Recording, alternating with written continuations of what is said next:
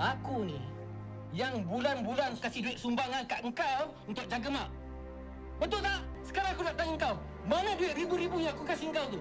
Mana?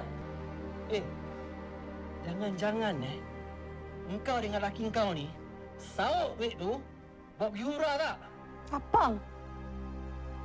Firoz, kau jaga sikit mulut kau tu. Kami dah mula cuci bilik arwah mak awak. Baiknya jangan gaduh-gaduhlah kat sini. Kau dah kenapa Yang kau sibuk nak campur hal keluarga orang kenapa? Ha? Berambuslah! Dan, tolong aku nak buang sampah.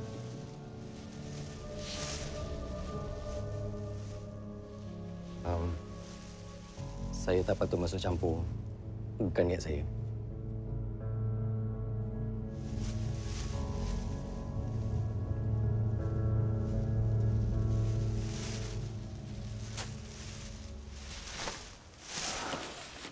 Dan,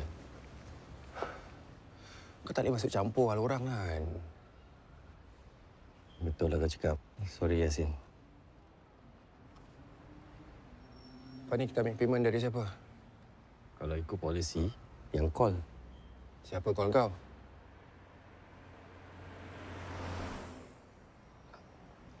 Saya nak minta maaf pasal abang ipar saya tadi. Saya pun. Saya tak patut masuk campur. Kami berdua dari semalam lagi tak cukup tidur. Lebih-lebih lagi isteri saya, Faizal. Sebenarnya...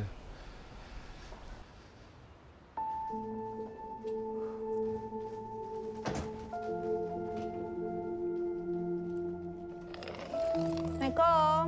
Assalamualaikum.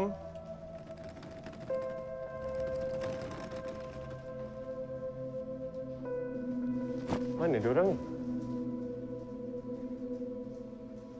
Kenapa, Yang? Adik lah. Tak habis-habis minta duit. Mak? Ani? Diorang keluar pergi pasar ke? Dah tengah hari kan? Takkan pergi pasar.